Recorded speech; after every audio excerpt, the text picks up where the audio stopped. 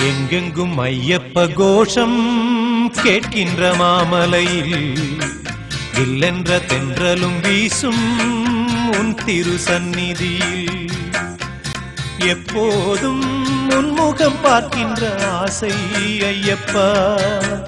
என்னாலும் வந்து அணைப்பது உந்தன் கையப்பா